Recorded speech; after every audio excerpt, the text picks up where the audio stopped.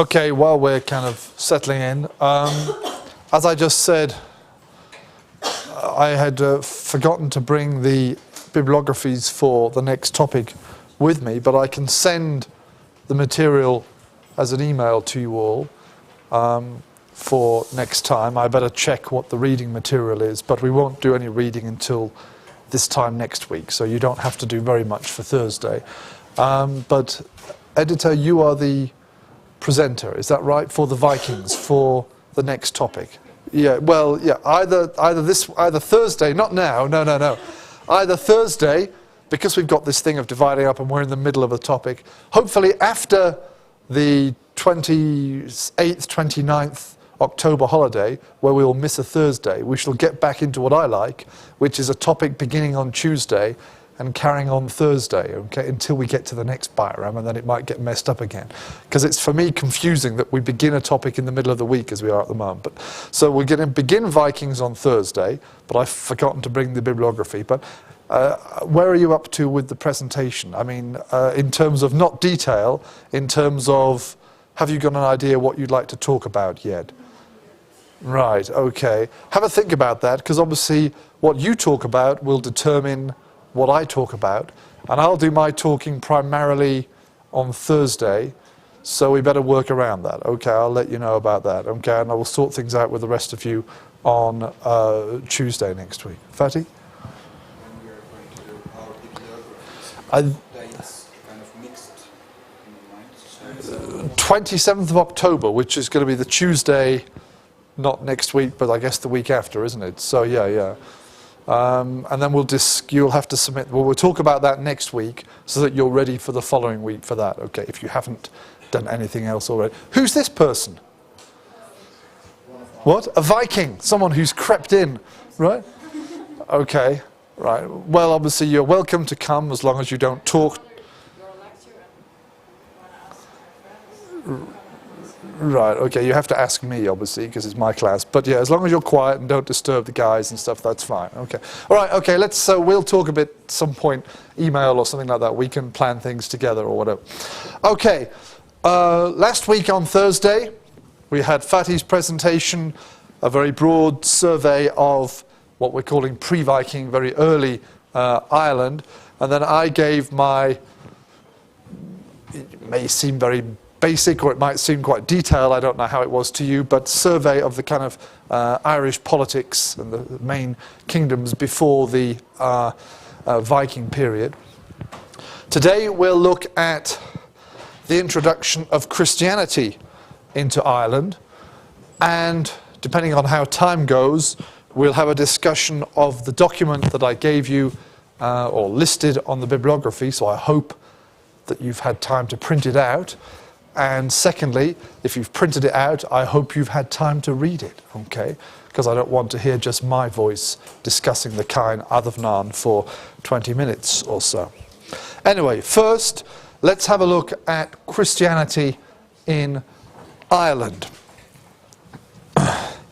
In general, the biggest name in Irish Christianity historically is what? Who is the most famous saint of Ireland?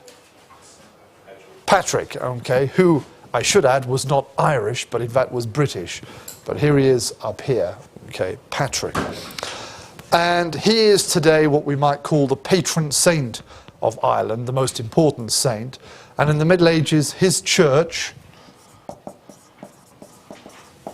Armagh, as it's pronounced, which is here, okay, was, or at least claimed to be, the most important, most powerful church in Ireland, in a similar way that Canterbury in the south of England was trying to establish itself as the primary or primate church in England and beyond, of course. So he's the big name. But like a lot of things in Irish history, it's not so simple. There's actually a lot more going on behind the scenes. And we should stress from the start, we mentioned this word, I think, last week. Hagiography is what? The lives of the saints and so on. these survived from the Middle Ages and other periods, not just from Britain, other parts of the Christian world. We call it hagiography. They're usually written kind of later, often centuries later than the saint himself. They claim to tell us what the saint did, okay? But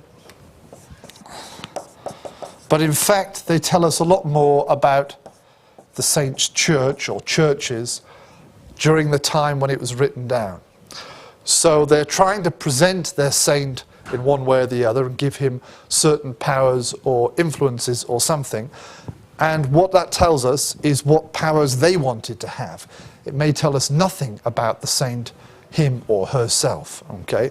So using saints' lives and similar ecclesiastical documents from the early period can be quite dangerous. And a lot of what we know about Patrick comes from Armagh and is hagiographical and of a similar nature, and it tells us a lot about what Armagh was trying to do.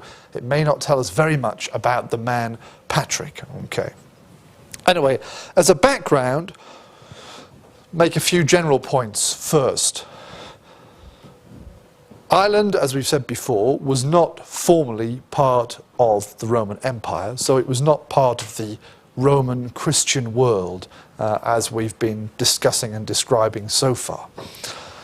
But we have evidence that at least by the 5th century, perhaps at some point by about 430 AD, there were some Christians living in Ireland. We don't know much about these people, but there was some kind of Christianity. Ireland itself was probably still mostly pagan, but there were some people who were Christians in Ireland. We know this because in 431, I'll mention this again soon, the Pope at that time decided to send someone to Ireland. We have an account of this, which I'll describe in a bit more detail. And he said, I'm sending this man to become the first bishop of those who believe in Christ in Ireland. So that seems to be saying there are some people who are Christians in Ireland, and we're sending someone to become their bishop. Okay, so there were some forms of Christianity in parts of Ireland at this time. The Irish, as we've seen, had been, during the late Roman period, the Irish had been settling in parts of Britain. We discussed this before, but also into parts of Wales and what we call the West Country here. At least down here, we can say people were, in one way or another, Christian. So it's possible that the Irish communities that came this way, especially maybe even the ones up here, okay, some of them went back, they maybe became Christians, some of them here, then they went back to Ireland and introduced Christianity to some of their relatives or something like that. And in addition, of course, the Irish were attacking the British coast and capturing property, but also people, okay, catching people as hostages, as slaves, captives, and so on. This is what happens to Patrick, in fact, as we shall see. So British Christians from all the way down the west coast of Britain, in relatively large numbers, were being taken to Ireland at various points in the late Roman period, because, as we've seen, British defences, the Roman defences in Britain, were weakening as the Roman forces left, and so there was not much to protect people in that sense. So for various possible reasons, and also perhaps parts of southern Ireland had contact with northern Gaul, what's now France as well, okay, for various reasons of contact, of trade, of catching people, and of settlement, they had contact. They were not completely isolated, and so Christianity may have been introduced by a few people on a fairly small scale, okay. And these are the people that, around this time in 431, we are told this guy is sent. So there was some Christianity, but not on a large scale. So, 431, a man called Palladius was sent by the Pope Celestine to become this bishop for the people believing in Christ in Ireland. We have an account of this by a man called Prosper of Aquitaine, who spent some time in Rome and actually, I think, met the Pope. So this might be something he's got firsthand. He's met the Pope, and the Pope is telling him all the things I've done, including maybe last year I sent a young man called Palladius over to Ireland to try and look after the Christians there or something. But we can assume this is fairly good evidence, okay? He's had contact with the man who's instrumental in this, okay? So according to this chronicle by Prosper of Aquitaine, in the year 431, this guy called Palladius is sent by the Pope to look after the Christians in Ireland. And he mentions a similar statement in one of his other books, one of his other texts as well, about how the Pope Celestine had converted or Christianized Ireland, which is an exaggeration. It doesn't mean in a single go the whole of Ireland becomes Christian, but that's a way of kind of phrasing it. And you could or could not compare, of course, all this to Gregory, the great mission that he sends to England, which of course begins just in Kent, as we discussed last week. Again, it's a papal thing. But primarily, all we have about this mission from the Pope is the account given by Prosper. It doesn't really occur elsewhere. It appears briefly mentioned in some annals, but probably Irish annals, it's probably taken from Prosper. But we don't have separate accounts of what goes on. We don't have other references to Palladius. We don't have, an inscription surviving from the 5th century with Palladius' name on it. This is basically all we have. So it's rather odd that this seemingly quite important thing coming from the papacy more or less disappears as a result of a number of factors, but primarily, we suspect, because the guys at Armagh wanted to stress Patrick. So they're removing references to anything which might undermine the role of Patrick as converter of the Irish. So let's turn to Patrick himself now. Here we are lucky and unlucky that we actually have some writings by St. Patrick that survive. Okay, he's written what's called, usually in English, his Confessions, a sort of vague account of his life and his ideas and so on, and a letter sometimes called an epistle. Religious letters are sometimes called epistles. Okay, it can be just a letter which he writes to the soldiers, the milites, of some kind of ruler called Coroticus in Britain.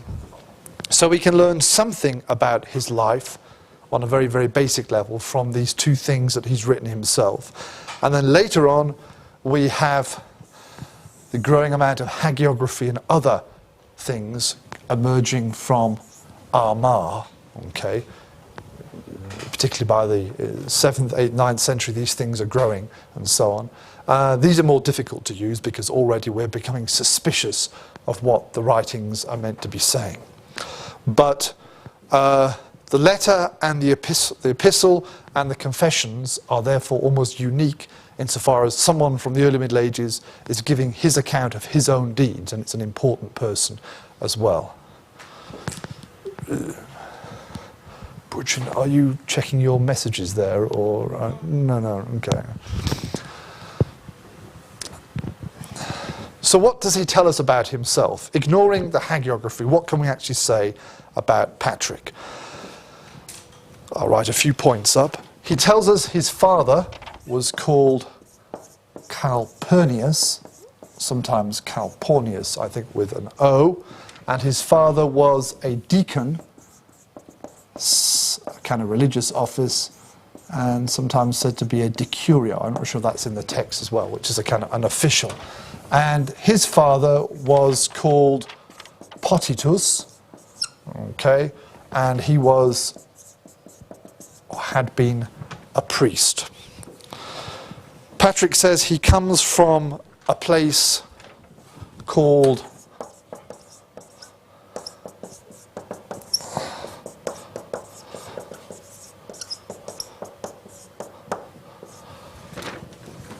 Banavem Tabernii, and no one has successfully located where this place is. It doesn't survive as a modern name successfully. But given that Patrick himself, we focus right up in the northeastern parts of Ireland, it seems likely, but it's beyond absolute proof, that somewhere up in the northern parts of England, in the west area there, perhaps. So not necessarily down here in Wales or the southwest, but in the northern parts of Britain is where he comes from. His family seems to have been quite well off, and they had a small estate nearby, and Irish pirates attacked this estate, captured Patrick, and he says thousands of other people, and brought them to Ireland as slaves. Okay, they captured them, brought them as slaves. And this is what happens to him. So at some point, but we don't know exactly when, but in the 5th century perhaps, Irish ships or whatever raiders come over this way, and they capture these people, including the young teenage Patrick, and bring him over to Ireland in this direction.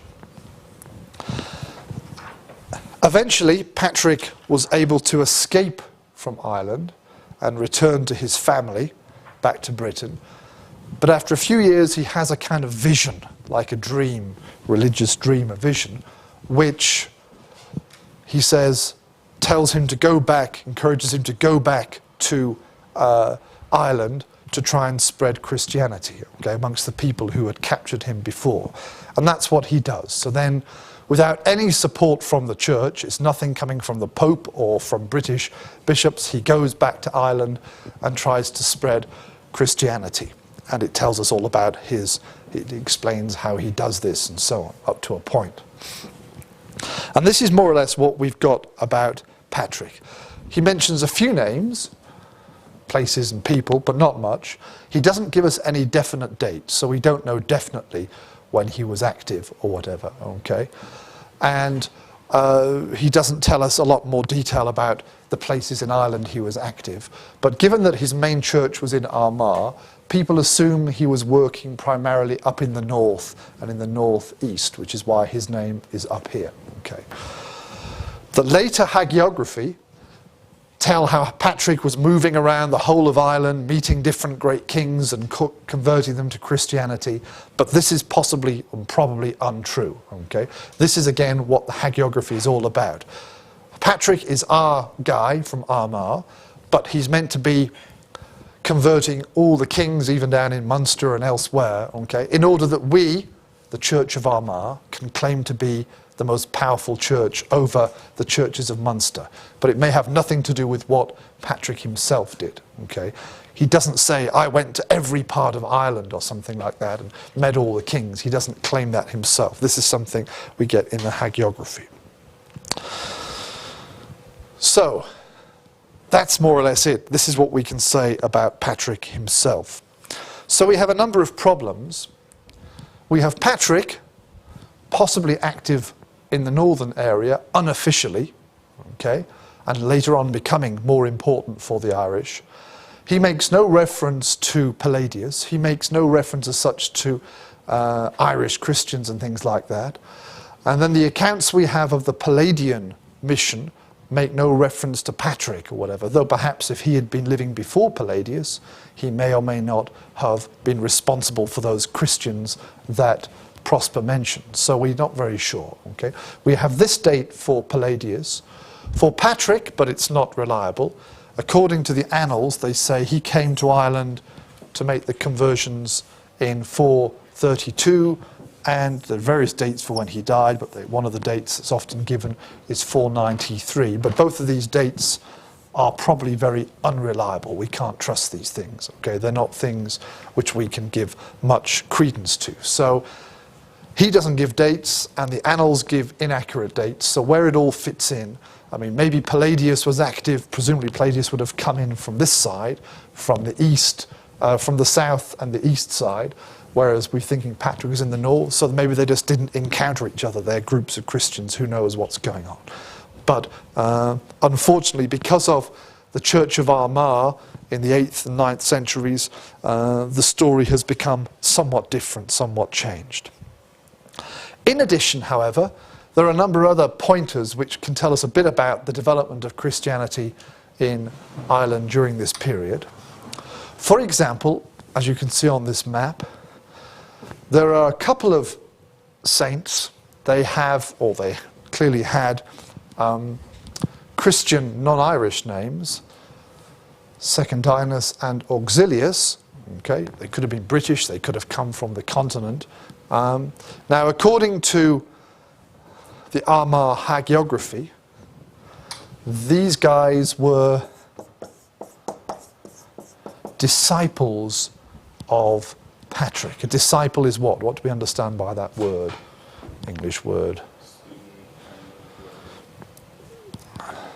Yeah, yes, but usually used in a religious sense. Okay, so it's a follower or someone who's studying with someone, but in this case, we could say in a more religious sense, of course, and the most famous disciples are the disciples of Jesus Christ as given in the Bible and so on.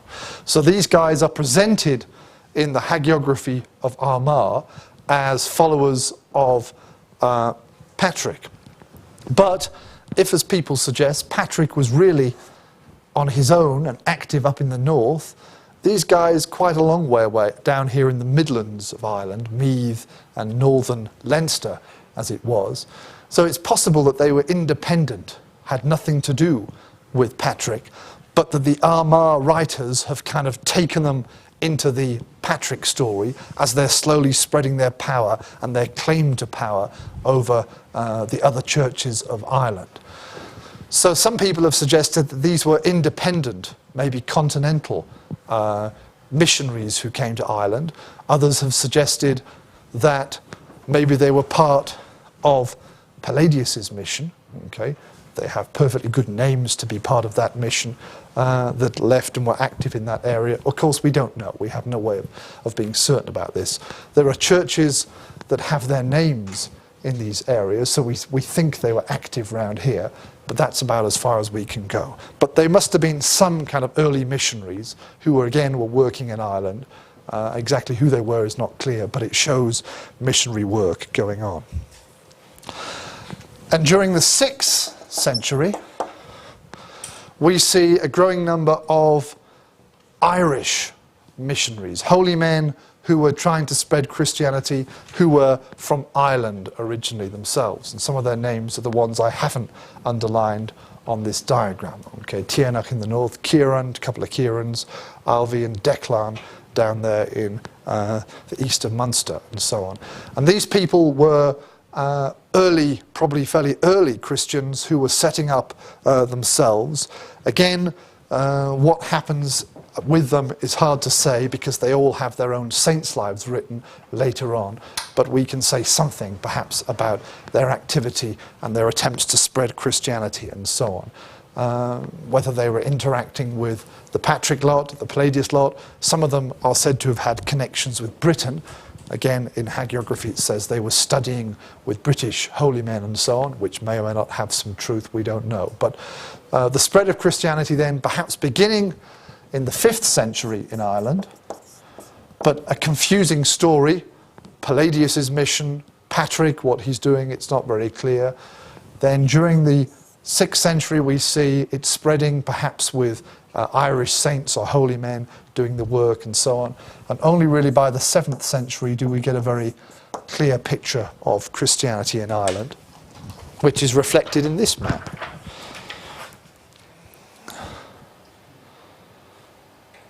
Let's try and get it all on. These are monastic sites, churches that were at least later on monastic sites, okay, which came into existence probably between 550 and 650.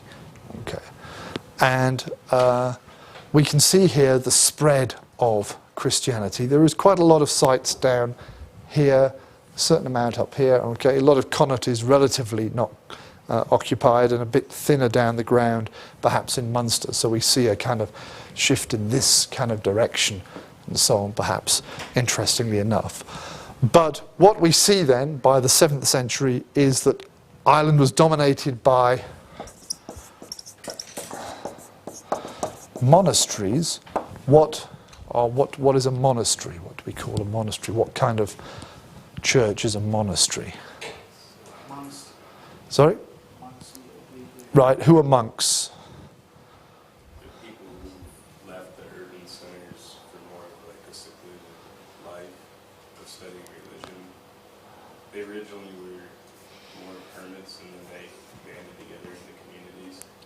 Okay, they're people who've dedicated their lives to a religious life, in this case Christianity. We use the word monk also for like Buddhists and things, but here we're talking about Christianity. It's a community of these people, as Hassan said, monks, okay, usually one sex, in this case men, okay. Nuns is the word for similar communities of women, except they can't do all the things that men are allowed to do. And we can see this patchwork of monasteries throughout Ireland, reflecting the growth and spread of this monastic idea, okay. And above them was an abbot who was the kind of boss or patron and was the sort of public spokesperson for these. And abbots are mentioned quite frequently in the annals, in Irish annals. And the strange thing that we see later in the Middle Ages, the later early Middle Ages for Ireland, is that many, we don't know about all of them, but many of them begin to form like families. Okay, or we can talk about almost dynasties of monks. Technically, of course, because they were dedicated to a Christian religious life, they were not supposed to have children. They could not get married and have sons and daughters. But it seems plenty of Irish abbots did just that, and then they were succeeded as abbot by their son or by their brother's son, and we can reconstruct the family tree a bit like the trees of kings and so on as well. And many of these religious or ecclesiastical monastic dynasties were related to the main political dynasties of the kingdoms as well. So the kinship structure of Irish politics we find creeping in some areas at least, into the way that ecclesiastical politics is organised. Okay, that was a very brief survey. Any questions? Anything not clear? Fatih? Who is Columba? Columba was an Irish ecclesiastic who founded, most significantly, the Church of Iona, which is in Scottish Dalriata here, so outside of Ireland, okay? And Iona becomes very important because it's not only part of the kind of Irish system, but it's part of the spreading system of Scottish, Gaelic Scottish territory and so on. It has also ties to Northern England, but it's a very, very powerful and important church, okay? And the Adomnain that we shall read about and talk about shortly was a later abbot of Iona, okay? And Columba was also, he had churches in what's now Ireland as well, okay, later on, churches founded there and so on. So he's the founder of one of the most important churches, one of the most important monasteries in the Irish-Scottish world in that sense. Not to be confused with Columbanus, who was another Irishman, but he was active in what's now France, in Gaul, very famous for spreading Christianity in parts of the Frankish lands. Any other questions? Okay, so my question to you is, has anyone printed and read the Cain Adomnain that I asked you to print out and read for today? Jengi's looking a bit embarrassed because he didn't want to be like the only one. They're all going to say, oh, what a swat or something. A few others got the text. I'm asking this not to embarrass those who haven't. Well, partly to embarrass those who haven't, but also because if I'm going to stand here asking questions like, what does it say and what do you think, and everyone does this, then obviously it defeats the object. But some of you have printed the text and have brought it along and hopefully have had a go at reading, but it looks like the majority of you have not. Is that the case? Okay. Please in future, when I give you the reading assignment, bear the point in mind that participation in the class will be partly determined by your participation in the discussion of the texts, as I explained in the first class. And if you haven't read the text, then you can't tell me about your ideas about the text, which means you can't participate in the discussion, blah, blah, blah. So, though printing out lots more paper is bad for the Amazon rainforests and so on, it is part of the objectives of the course. That's not an excuse, of course, but we generally examine the text in Thursdays, so there is a kind of dates.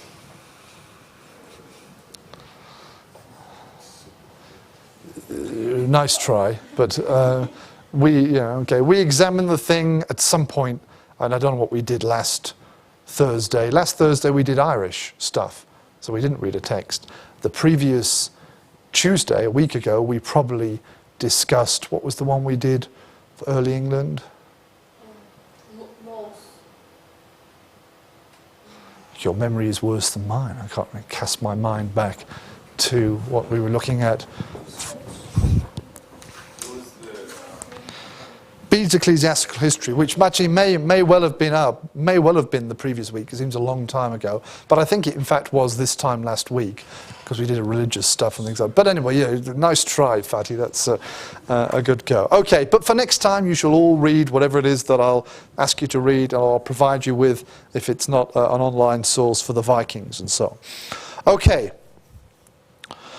What we have then, some of us at least, let me clean the board.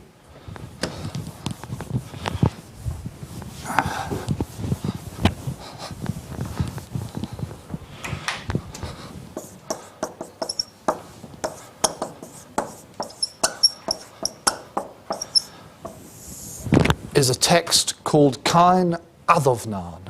Okay, there.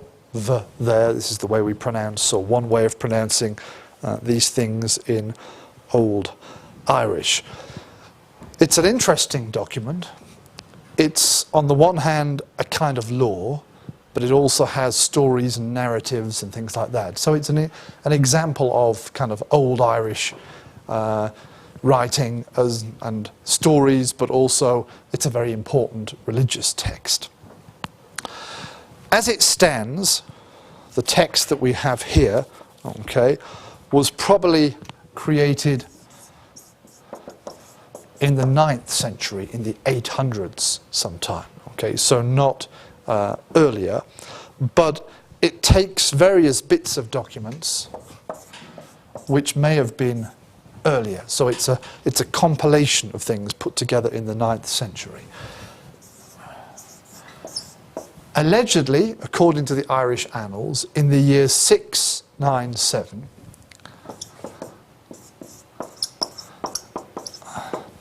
Adomnain, who was abbot of Iona, okay, successor to Columba, promulgated, established something which there is called the Lex Innocentium, the law of the innocents, okay, the innocent ones, something like that. And we're usually saying Cain Adomnain, as we have it, is connected or is more or less the same thing as this Lex Innocentium which he's meant to have done. We have a number of other documents called Cain, which means a number of things: promulgated, made law. It can also refer to the payments that people have to make. And many of the kana, in the plural, are connected to particular saints, and they have a particular theme, a particular focus. Okay, so don't kill religious people is one, for example. Don't steal cows is another one. And what's the main theme of the Cain Adomnain? What's the main, not the only theme, but what's the predominant theme of this text? Yeah, it's protecting women. Okay.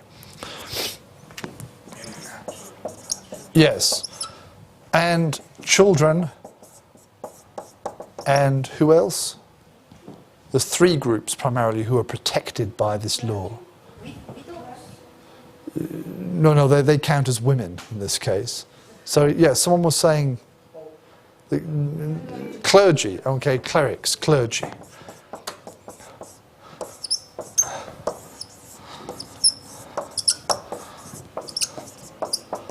Sometimes we can put them all together and say it's a law protecting non-combatants, people who are not actively involved in fighting battles and wars and so on. So men who are not part of the church are combatants. They are likely at some point to get involved in fighting in violence, whether organised or not. And it's saying women shouldn't be doing that because of their gender, is that window banging? And children obviously should not be involved in violence. And clergy should not be involved. They should be busy praying in the churches. Though we have lots of references in Irish annals to clergymen fighting each other and fighting others, so they didn't avoid fighting too much.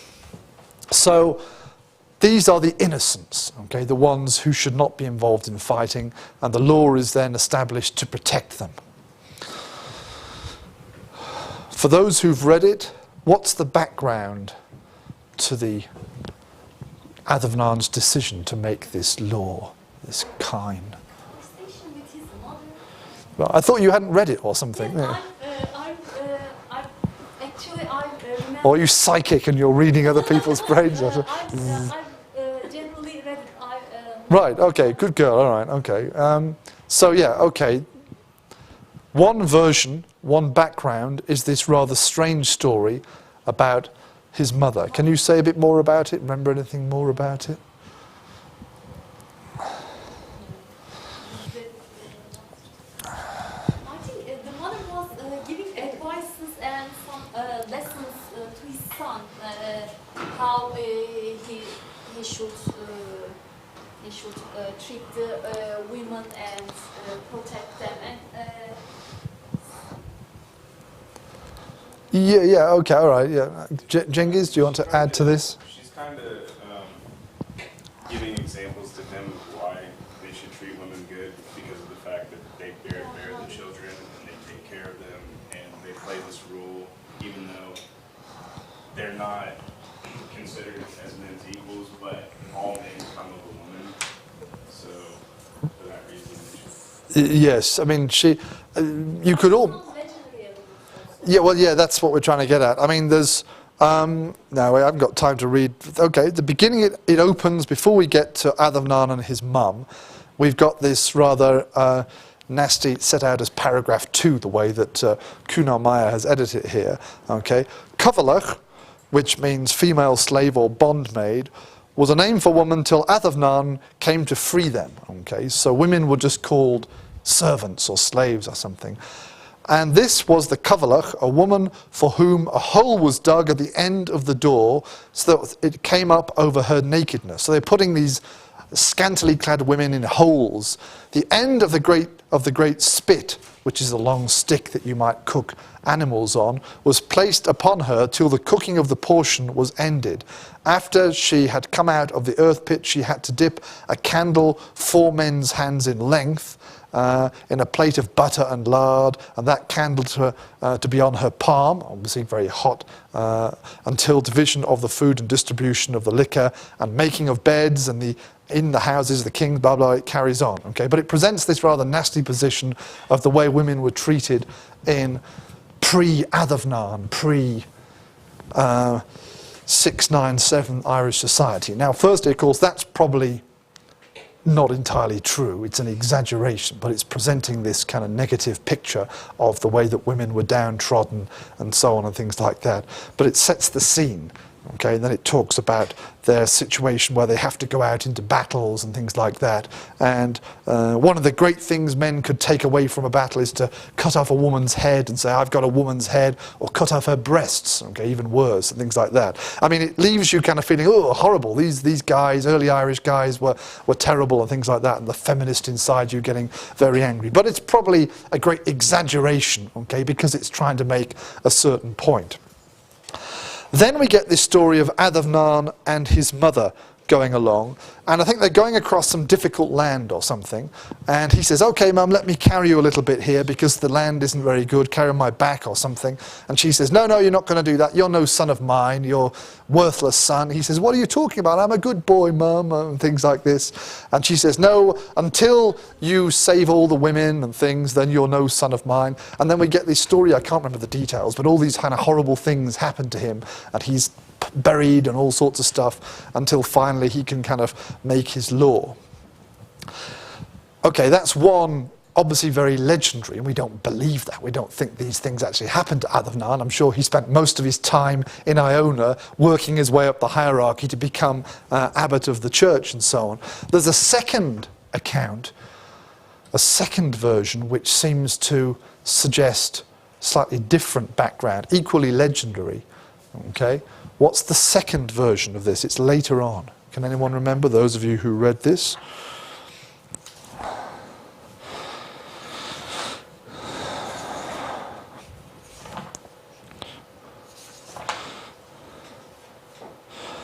Have you got numeration? Has anyone got the text here? Yeah, okay. Marta, have you got the text? Does it have the... Yeah, the numbers 33. Maybe it's 33. Because I think you've just got a scanned version of the same text that I've got the photocopy of.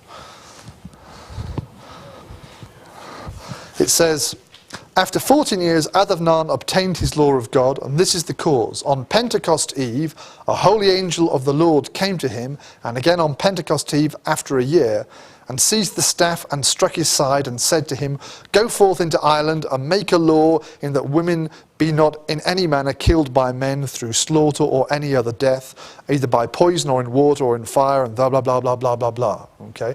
So this seems to me, anyway, as if there's two different versions of this origin story for the law. One, which everyone can kind of relate to, is their mum one, okay? And the second one is a more formal one of the angel coming to this religious man, presumably in his church, and then giving him this message, okay? And a very common biblical theme of the angels coming and telling people what's going to happen or what they should do and things like that. So probably there were a number of different accounts, number of different stories of how the law of Adomnain, the Lex Innocentium, came about. And someone's put the two, at least two of these versions together and mixed them up in this text. So you've got to read it as a composite thing. That's what I think is going on. Oh, okay, we don't have a lot of time. What kind of things are they protecting? I mean, we've said about the women and so on, but what aspects of women and of the others are being protected here? What? Property rights. Kind of property rights was trying to be protected, as far as I remember. You might be right, I can't remember all the details. I think some aspects of the property of the church, maybe, you can't damage. After They split the household that their husband had passed. You mentioned something, I think. Right, okay, yes, that rings a bell. But also just about the treatment as far as with the women, like not to beat them, not to rape them, and then for everything there's punishments. Yeah, there's payments and so on, and there's certain compensation payments, okay? It even uses the word eric, which is the kind of compensation payment, or one of the words for this kind of payment in early Irish law and so on. So it overlaps with the Irish system, what we discussed last week, okay, where the family members are the ones who kind of keep people under control, and any crimes or whatever are all sorted out between families to avoid too much going on. And that's the customary law. Yes, so killing violence without killing, rape, other sexual abuse, even just kind of questioning a lady's reputation and saying, are those children really yours, or who's the father of those children, and things like that. That was also, I mean, again, not a physical thing, but a reputation thing, being looked after and so on.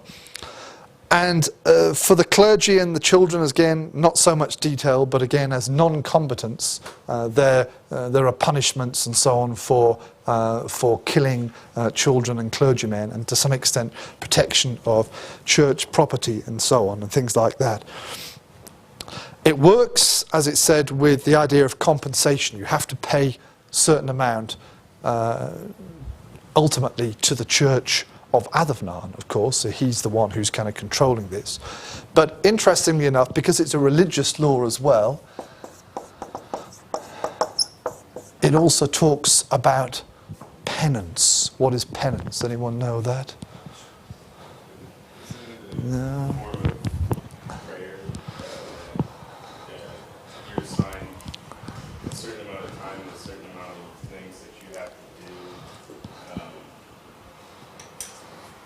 I always viewed it as like they were saying, like, for this amount of time you have to pray and do these things in order to be like brought back into the fold. Yeah. It's maybe again. Yeah, I mean, Hassan was saying punishment. You could kind of call it a punishment. It's kind of religious punishment for a sin or a crime and so on. I'm not sure exactly what people were expected to do here, and it's probably very different from the kind of penitential things that people do today in the Catholic or other churches and so on. But at the most kind of basic level, you have to repeat certain prayers X number of times a day and things like this or whatever. But there are probably other rather more stressful or arduous demands that were expected to be done over a certain period of time. So they're taking elements of the kind of native law, the system of compensation payment to family, but the main concern here is to the church, of course. And in addition, they have what you might call religious sanction or punishment for these things as well. So this law kind of stretches across the divide between, if there is a divide, between the kind of secular world in early Ireland and the religious world, which we can see active there as well. The big question, I suppose, is what we can use it for, okay? How much of this can we use to tell us about the end of the 7th century and Adomnain himself, and how much of it tells us a little bit more about the perspectives of a few hundred years later when the actual documents we have were put together. A lot of the legendary stuff and so on has probably been building up over the centuries, but some of the parts, the most boring bits, you probably saw long lists of names of kings, okay, which you didn't bother to read. Now that's the kind of thing that would excite me, okay, and people have written, I know someone has written a whole article just about those names to try and prove the authenticity and so on and things like that. So it's a mixture of these things, and again with lots of medieval sources, early medieval sources, you have to kind of be very careful sifting, trying to work out the reliability and so on. But it gives us some picture of how things may have worked. Now, the big problem with laws as historical sources is they tell us what someone thought. I'm going to make a law, but it doesn't really tell us necessarily if the law was put into effect. If I said, okay, from now on in the rest of this course, I may have made this joke last year, I don't remember, in the prep year class. If I said that now the law, Lex Davidi, is that everyone must wear a hat when they come into my class, little hat or something, you know, okay? Now, most of you would think, well, I'm not going to wear a hat. Has he gone mad? So you'd all come without wearing the hat.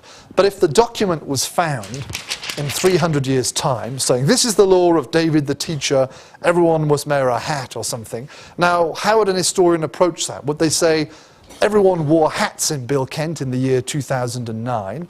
Or would they say, the man who made this law was a bit crazy, or whatever, or was there somewhere in between the two? And that's the problem we have on a bit bigger, more serious scale when we look at medieval, early medieval laws especially. How much of it actually worked. Okay, how much of this, to what extent did this law, and some of it must reflect the real law that was promulgated at some point around then, how much of it actually worked? Okay, now I've mentioned already that we've got plenty of references to clergymen fighting each other and so on during the early Middle Ages, so they were not always non-combatants and things like that. And with any law, it's how can you enforce it rather than what it says. It tells us something, but it doesn't necessarily tell us about the actual workings of society.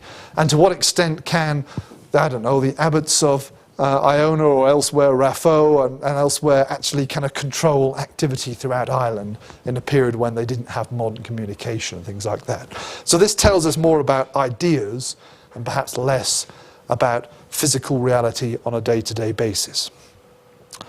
Okay, I can see on my watches we're coming up to past, so let's stop there. As I said, apologies for failing to bring the bibliography. I shall send the material to you by email tomorrow, and if there's any reading material, I'll bring it on Thursday. And editor and I need to talk either face-to-face or by email to sort of discuss what she wants to do and so on, because obviously Thursday we're beginning Vikings and I need to know what I'm doing so we don't overlap too much, okay? Okay, thank you very much. See you all on Thursday.